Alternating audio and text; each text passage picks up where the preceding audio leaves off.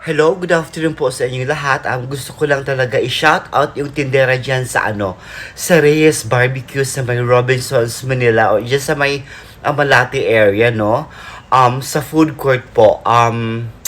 That was July 2, yesterday po, July 2, 2025. Okay. So, kasama ko po yung tita ko. Bumili kami ng barbecue with rice dyan sa may food court sa Reyes Barbecue mismo. So habang titake kami ng order ganyan, oo, pabayad na sana kami ng bill namin kung magkano.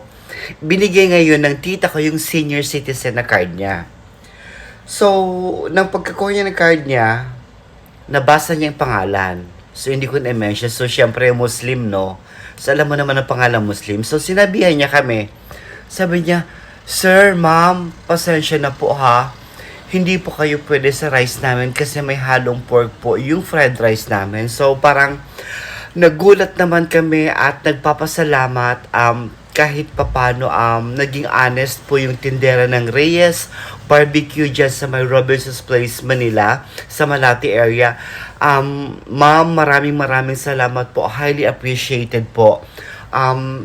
Hindi namin maano ba, kumbaga parang malimutan yung ginawa mo sa amin. Siguro pag sa ibang store yun or pag sa ibang restaurant, hindi na kami tatanungin kung Muslim ba kayo or what. As long as makabenta sila, okay na sa kanila yon.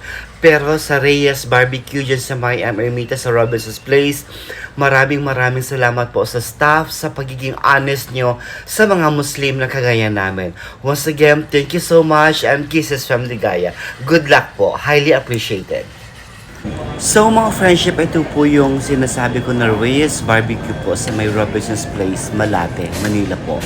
So ayan po yung restaurant na kinainan namin kahapon at naging honest po yung staff dyan, yung nagbabantay what I mean. So maraming salamat po sa inyo. Ayan po si ate yung nagbabantay, siya ang nagsabi po sa amin. Salamat!